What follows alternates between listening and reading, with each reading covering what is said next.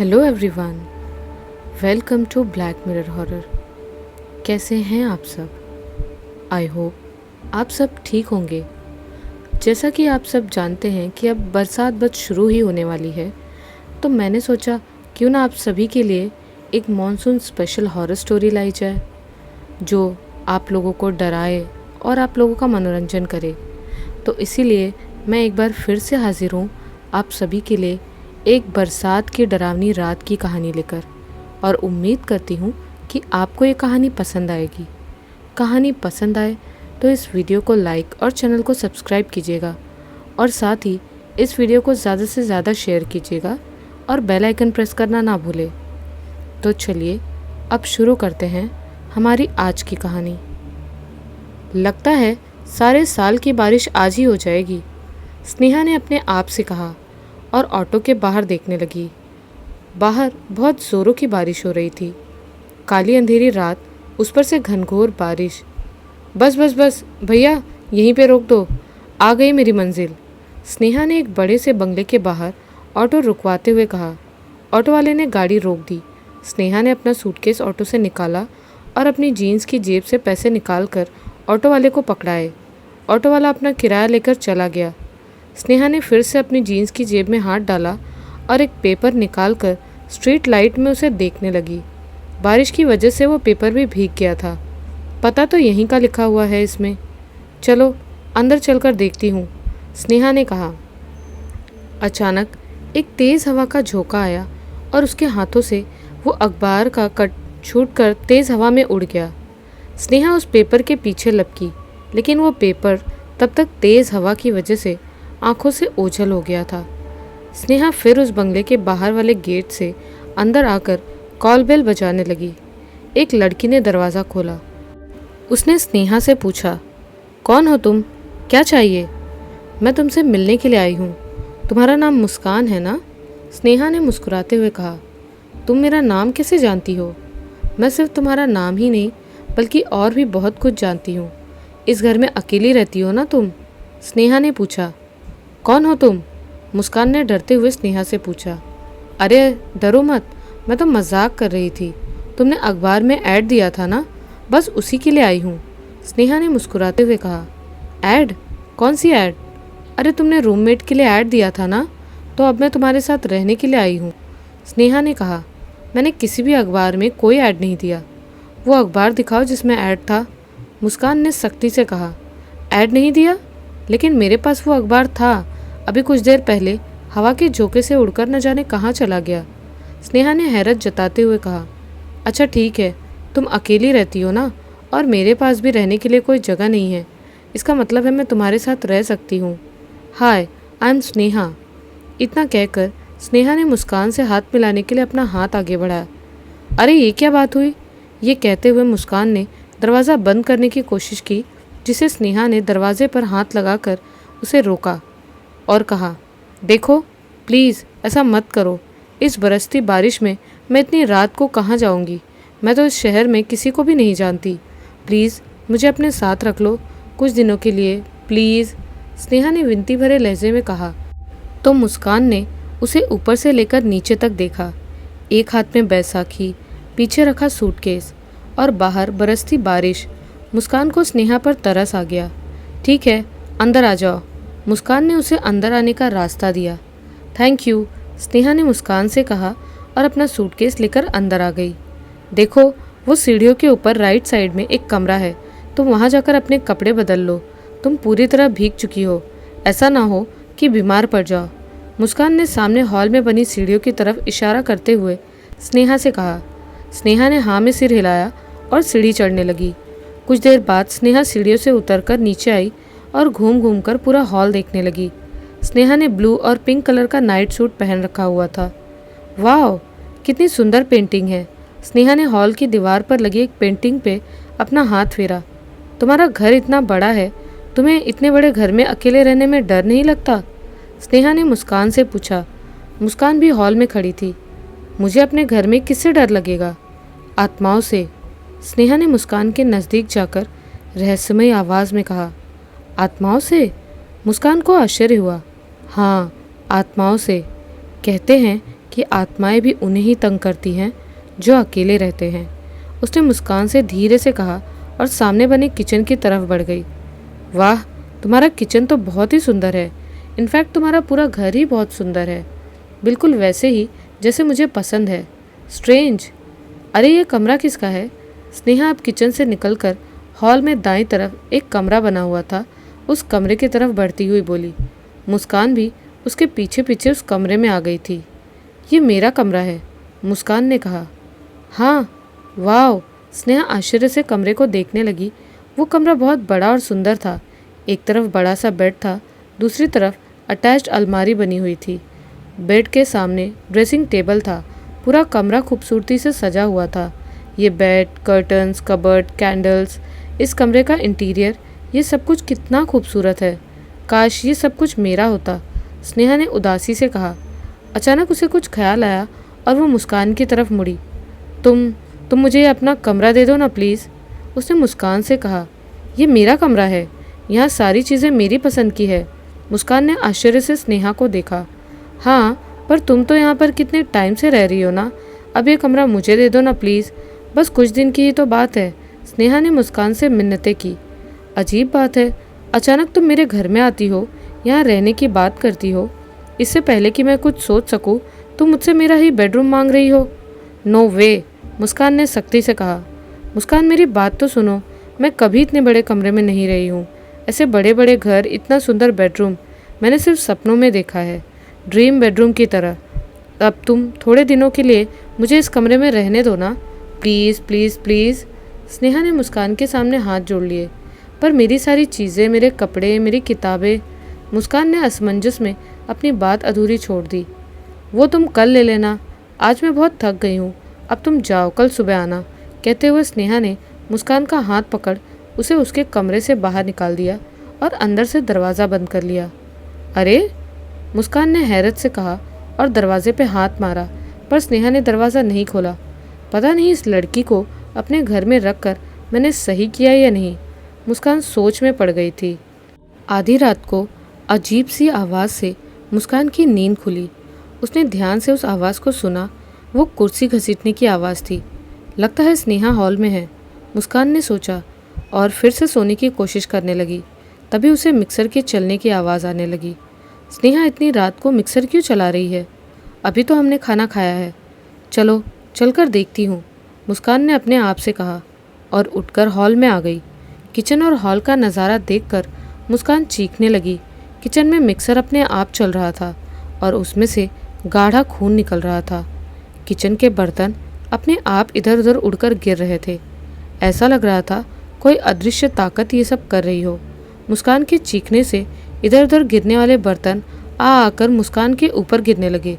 चोट लगने और खौफ की वजह से मुस्कान और भी तेज तेज चीखने लगी। बचाओ बचाओ, ये शोर कैसा हो रहा है? मुस्कान की चीख और बर्तनों की आवाज़ से स्नेहा की भी नींद टूट गई। वो भागकर सीढ़ियों से उतरकर हॉल में आई। उसने देखा मुस्कान डर की वजह से दीवार से चिपकी हुई कांप रही थी और किचन में मिक्सर चल रहा था। उसने सबसे पहले मिक्सर को बंद किया। मिक्सर के बंद होते ही सब कुछ शांत हो गया। मुस्कान स्नेहा को देखकर डर गई। ये सब क्या हो रहा था? क्या कर रही थी तुम मुस्कान? स्नेहा ने मुस्कान से पूछा।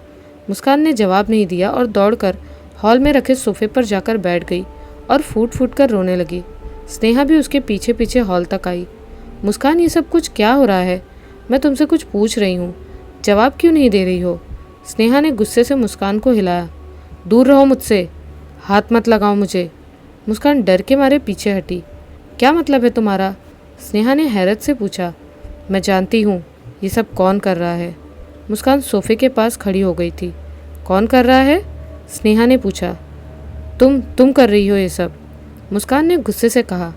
मैं ये सब कैसे कर सकती हूँ मुस्कान? तुम्हारी आंखों के सामने तो मैं किचन में आई थी। स्नेहा ने अपनी सफाई दी।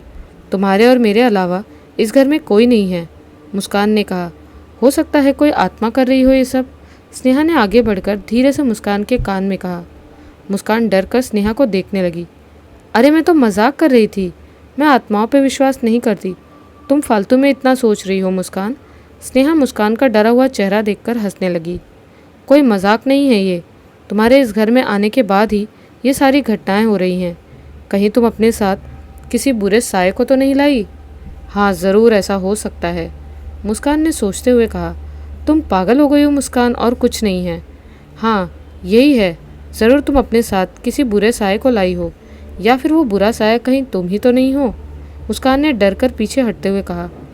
देखो मुस्कान, मैं तुम्हें जितना समझा सकती थी मैंने समझाया, पर तुम समझना ही नहीं चाहती हो। तो ठीक है, मैं जा रही हूँ सोने। गुड नाइट, स्नेहा ने झुंझलाते हुए कहा और वहाँ से जाने लगी। रुको स्नेहा, तुमने अब तक मुझे अपने बारे में कुछ नहीं बताया है। कौन हो तुम, कहाँ से आई हो, क्या करती हो? मुस्कान ने स्नेहा को रोककर पूछा। अपने बारे में मुझे जो भी बताना था मैंने बता दिया है, और इससे ज़्यादा बताना मैं ज़रूरी नहीं समझती, स्नेहा ने गुस्से में कहा और कमरे की तरफ बढ़ गई। स्नेहा, तुम चाहती क्या हो? क्यों कर रही हो ये सब? रुको, मुस्कान ने स्नेहा को रोकने के लिए उसके पीछे भागी, पर स्नेहा ने कमरे में जाकर दरवाज़ा अंदर से बंद कर लिया। स्नेहा, दरवाज़ा खोलो स्नेहा, मुस्कान आवाज़ देने लगी, पर स्नेहा ने दरवाज़ा नहीं खोला। मुस्कान सीढ़ी से नीचे उतरकर हॉल में रखे सोफे पर बैठ गई और स्नेहा के बारे में सोचने लगी। कितनी अजीब लड़की है, अपने बारे में कुछ भी नहीं बता रही। जब से वो घर में आई है कोई ना कोई अजीब घटना इस घर में हो रही है। पता नहीं मैंने उस पर दया कर गलत किया या सही। अभी मुस्कान ये सब सोच ही रही थी, तभी अचानक सोफे के ठीक सामने दीवार पर लगी टीवी अपने आप चलने लगी, जिसे देख मुस्कान डर गई। उसने वहीं टेबल पर पड़े रिमोट को उठाकर टीवी बंद करने की कोशिश की, पर टीवी बंद नहीं हुआ। टीवी के अंदर एक बहुत भयानक चेहरा मुस्कान को नजर आने लगा। मुस्कान डर कर फिर से चीखने लगी। मुस्कान की चीख सुनकर स्नेहा कमरे से निकलकर मुस्कान के पास आई। क्या हुआ मुस्कान, बार बार चीखने क्यों लग रही हो? स्नेहा ने गुस्से से पूछा। ये उसी का काम है, मुस्कान ने डरते डरते टीवी की तरफ इशारा किया। स्नेहा ने टीवी की तरफ देखा, उसे कुछ नज़र नहीं आया, बस टीवी में काली सफ़ेद लकीरें उभर रही थी, जैसे कोई ख़राब टीवी चलाओ तो उभरती हैं। कोई इसी का काम नहीं है, नेटवर्क की प्रॉब्लम होगी, अभी ठीक कर देती हूँ, स्नेहा ने कहा और टीवी ठीक करने के लिए टीवी की तरफ बढ़ने लगी। नहीं स्नेहा, तुम वहाँ मत जाओ, वो तुम्हें नहीं छोड़ेगी। अचानक मुस्कान ने स्नेहा का हाथ पकड़कर कहा। मुस्कान प्लीज़ स्टॉप इट, सिंपल सा कनेक्शन का प्रॉब्लम है, कोई आत्मा वात्मा नहीं है, अभी ठीक कर देती हूँ इसे, स्नेहा ने झुंझलाते हुए कहा और आगे बढ़कर टीवी को ठीक करने की कोशिश करने लगी। मुस्कान स्नेहा के पास खड़ी होकर टीवी को देखने लगी। अचानक उसे टीवी में फिर उस भयानक लड़की का चेहरा नजर आया। मुस्कान बुरी तरह डर गई। तभी टीवी में एक जला हुआ और भयानक हाथ निकलकर स्नेहा का गला दबाने के लिए आगे बढ़ा। स्नेहा, मुस्कान ने स्नेहा को धक्का दे दिया। स्नेहा वहीं रखे हुए सोफे पर गिर गई। उस हाथ ने मुस्कान का गला पकड़ लिया। मुस्कान डर और दर्द से चिल्लाने लगी। स्नेहा सोफे पर मुंह के बल गिरी हुई थी। वो उठ गई। उसकी नज़र मुस्कान का गला दबाने वाले हाथ पर पड़ी तो वो भी डर गई, पर मुस्कान को बचाने के लिए अपनी स्टिक से उस भयानक हाथ पर वार करने लगी, लेकिन उस हाथ ने मुस्कान का गला नहीं छोड़ा। स्नेहा ने कुछ पल सोचा, फिर अपनी स्टिक से टीवी की स्क्रीन को तोड़ने की कोशिश करने लगी। कुछ ही देर में स्क्रीन टूट गई। स्क्रीन के टूटते ही वो भयानक हाथ भी गायब हो गया। हाथ के हाथों गला छूटते ही मुस्कान सोफे पर गिर पड़ी। स्नेहा मुस्कान के पीछे लपकी। मुस्कान, तुम ठीक तो हो ना? स्नेहा ने मुस्कान को उठाया। मैंने कहा था ना कि हम दोनों के अलावा इस घर में और कोई भी है, तुम विश्वास ही नहीं कर रही थी, मुस्कान चिल्लाई। तुमने ठीक कहा था मुस्कान, मुझे इस घर में अब और नहीं रहना। स्नेहा भी डर गई थी। मैं यहाँ से चली जाऊँगी, अब 1 मिनट मैं और नहीं रह सकती। स्नेहा ने जाने के लिए आगे कदम बढ़ाए। स्नेहा प्लीज़, मुझे अकेला छोड़कर मत जाओ, इस भयानक घर में मैं अकेली कैसे रहूँगी, और अभी इस घर से जा भी नहीं सकती। मुस्कान ने स्नेहा का हाथ पकड़कर उसे जाने से रोका। मैं इस घर में 1 और मिनट नहीं रुक सकती, मुझे जाने दो प्लीज़। स्नेहा ने अपना हाथ छुड़ाया। स्नेहा प्लीज़, देखो अभी तुम चली गई ना तो वो आत्मा मुझे मार देगी, प्लीज़ प्लीज़। और वैसे भी इतनी रात को हम कहाँ जाएंगे? एक काम करते हैं, आज रात को यहीं रुक जाते हैं, कल सुबह होते ही हम निकल जाएंगे। मुस्कान ने फिर से स्नेहा का हाथ पकड़कर उसे जाने से रोका और मिन्नतें करने लगी। मुस्कान की बात सुनकर स्नेहा भी सोच में पड़ गई थी। तुम ठीक कह रही हो, लेकिन कल सुबह होते ही सबसे पहले हम यहाँ से निकल जाएंगे। अगर मजबूरी ना होती तो मैं 1 सेकंड भी यहाँ नहीं रुकती। स्नेहा ने लगभग रोते हुए कहा और अपना हाथ छुड़ाकर कमरे में चली गई। मुस्कान भी दूसरे कमरे में जाकर सोने की कोशिश करने लगी। अब कैसे भी करके रात तो बितानी ही थी। थोड़ी देर बाद ही मुस्कान की नींद किसी के रोने की आवाज़ से खुल गई। अचानक किसी के चीखने की आवाज़ मुस्कान को सुनाई पड़ी। मुस्कान बुरी तरह से डर गई। उसके माथे पर पसीने की बूंद छलछला आई। यह आवाज़ कैसी थी? मुस्कान ने सोचा और डरते डरते रूम से बाहर आई। ये आवाज़ तो उस कमरे से आ रही है जहाँ स्नेहा ठहरी है। स्नेहा स्नेहा रो क्यों रही है? मुस्कान ने अपने आप से कहा और आगे बढ़ी। स्नेहा स्नेहा उसने स्नेहा को आवाज़ लगाई। स्नेहा ने कोई जवाब नहीं दिया। रोने की आवाज़ और तेज़ हो गई थी। स्नेहा मुसीबत में है, मुझे उसे बचाना होगा, मुस्कान बड़बड़ाई। स्नेहा तुम हो ना? कुछ बोलती क्यों नहीं हो? स्नेहा मुस्कान कमरे की तरफ बढ़ती हुई बोली। इस बार भी स्नेहा ने कोई जवाब नहीं दिया। मुस्कान ने दरवाजे को हल्का सा धक्का दिया। दरवाज़ा खुल गया। स्नेहा स्नेहा क्या हुआ स्नेहा? मुस्कान ने देखा स्नेहा खिड़की की तरफ मुंह करके खड़ी थी। रोने की आवाज़ भी उसके पास से ही आ रही थी। मुस्कान की तरफ स्नेहा की पीठ थी। क्या हुआ स्नेहा? स्नेहा के जवाब ना देने की वजह से मुस्कान ने आगे बढ़कर देखना चाहा। चूँकि मुस्कान की तरफ स्नेहा की पीठ थी तो बस उसे इतना नज़र आया कि स्नेहा के हाथों में किसी लड़की का सिर है और उस लड़की के लंबे बाल मुस्कान को नज़र आए। मुस्कान थोड़ा सा आगे और बढ़ी और स्नेहा से पूछा, ये लड़की कौन है? क्या हुआ है इसे? स्नेहा ने मुड़कर मुस्कान को देखा। मुस्कान की नज़र लड़की के चेहरे की तरफ पड़ी। मुस्कान चौंक उठी। उस लड़की के चेहरे से खून बह रहा था और वो लड़की मर चुकी थी। खून खून तुमने इसे मार डाला? मुस्कान खौफ की वजह से लड़खड़ाकर 2 कदम पीछे हटी। नहीं, मैंने इसे नहीं मारा है, स्नेहा ने गुस्से से कहा। वो लड़की स्नेहा के हाथों से फिसलकर नीचे गिर गई। तुम मुझे भी मार डालोगी है ना? मुस्कान ने पीछे हटते हुए कहा और वहीं पड़े कबर्ड से टकरा गई। मुस्कान के टकराने से वो कबर्ड हिल गया। कबर्ड के हिलते ही उसके ऊपर रखी एक और लड़की की लाश नीचे मुस्कान के ऊपर गिर गई। ये देखकर मुस्कान खौफजदा होकर चिल्लाने लगी, तुम हो वो आत्मा, तुम मुझे भी मार दोगी, मुस्कान ने डरते हुए कहा। मुस्कान! स्नेहा आगे बढ़ी। देखो देखो, मुझसे दूर रहना, मेरे पास मत आना, मुस्कान पीछे हटती हुई बोली। मुस्कान देखो मेरी बात सुनो, स्नेहा ने उसे समझाना चाहा। नहीं, मेरे पास मत आओ, मुस्कान ने कहा और दौड़कर कमरे से बाहर भाग गई। स्नेहा भी उसके पीछे पीछे लपकी। मुस्कान सुनो मेरी बात, स्नेहा ने कहा, लेकिन मुस्कान ने उसकी बात सुने बिना ही छत पर जाने वाली सीढ़ियों की तरफ भागी। स्नेहा नीचे दरवाजे की तरफ जाने वाली सीढ़ियों पे खड़ी थी। मुस्कान मेरी बात सुनो, जैसा तुम सोच रही हो वैसा कुछ नहीं है। स्नेहा भी मुस्कान के पीछे पीछे छत की तरफ जाने वाली सीढ़ियों पे चढ़ने लगी। नहीं, मेरे पास मत आना, मुस्कान ने चिल्लाते हुए कहा और आखिरी सीढ़ी पर आगे बढ़ी। तभी उसने देखा कि छत की तरफ जाने वाले दरवाजे पे ताला लगा हुआ था। उसने इधर उधर नज़रें दौड़ाई। अचानक उसकी नज़र एक मोटे से डंडे पे पड़ी। उसने वो डंडा उठा लिया और फिर नीचे सीढ़ियों की तरफ देखा। स्नेहा अपने स्टिक के सहारे धीरे धीरे सीढ़ियाँ चढ़ रही थी। मुस्कान ने डंडे से ज़ोर से उस ताले पर प्रहार करने लगी। कुछ ही देर में ताला टूटकर नीचे गिर गया। मुस्कान ने जल्दी से छत पर जाने वाला दरवाज़ा खोला और छत पर जाकर दरवाज़ा बंद करने वाली थी कि तभी स्नेहा वहाँ आ गई। फिर भी मुस्कान ने आधा दरवाज़ा बंद कर दिया था। स्नेहा ने आधे खुले दरवाजे पे अपना स्टिक फंसाकर मुस्कान को पूरा दरवाज़ा बंद करने से रोका। मुस्कान मेरी बात सुनो, दरवाज़ा खोलो। स्नेहा अपनी पूरी ताकत लगाकर दरवाज़ा खोलने की कोशिश करने लगी। चली जाओ यहाँ से, तुम ही हो वो आत्मा, तुमने ही उन दोनों लड़कियों को मारा है। तुम ही अभी थोड़ी देर पहले टीवी में थी, किचन में भी तुम ही थी। तुमने 2 बार मेरी जान लेने की कोशिश की है। चली जाओ यहाँ से, मुस्कान ने रोते हुए कहा और दरवाज़ा बंद करने की कोशिश करने लगी। मुस्कान मैं ऐसा क्यों करूँगी? मैं तो उन लड़कियों को जानती तक नहीं हूँ। तुमने मुझे अपने घर में रहने की जगह दी, मैं तुम्हें क्यों मारूंगी? मैं किसी को भी क्यों मारूंगी? स्नेहा ने कहा और दरवाज़ा खोलने के लिए और भी ताकत लगाने लगी। तुम ही हो वो आत्मा, जब से तुम इस घर में आई हो तब से कुछ ना कुछ हो रहा है। चली जाओ यहाँ से। मुस्कान प्लीज़ दरवाज़ा खोलो।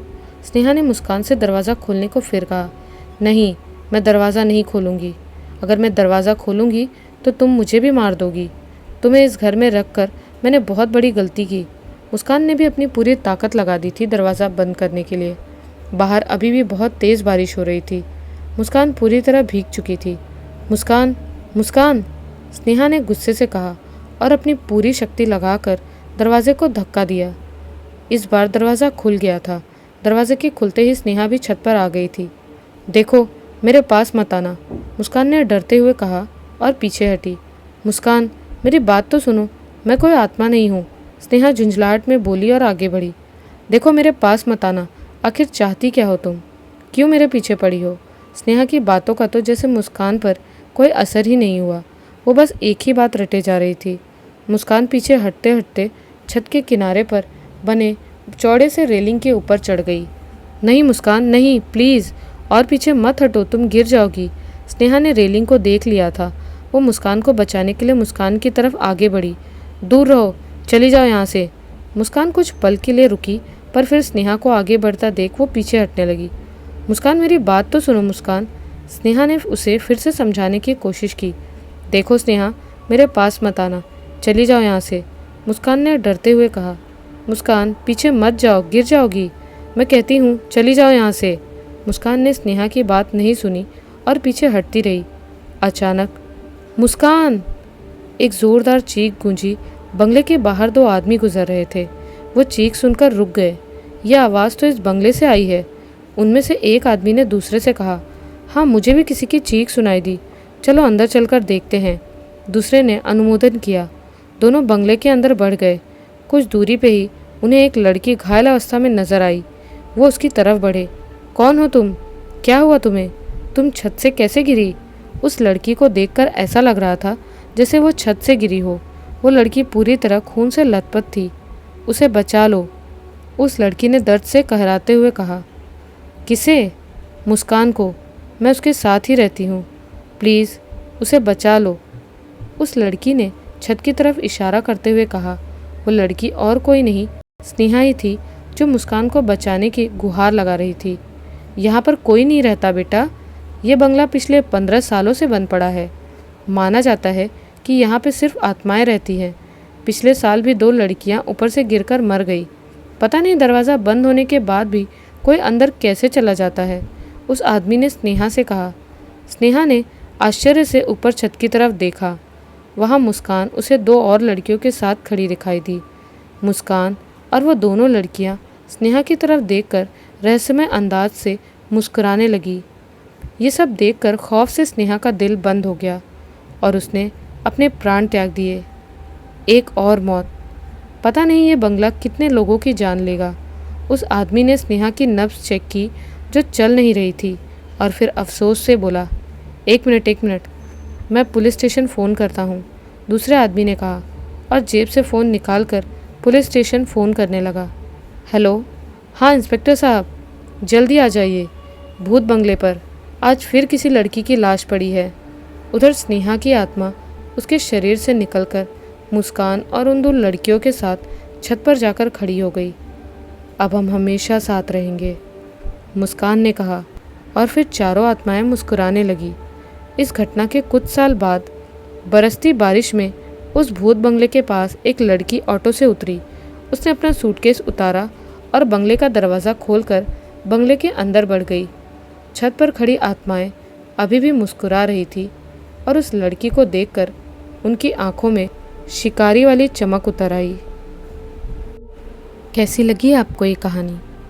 हमें कमेंट्स में ज़रूर बताएं।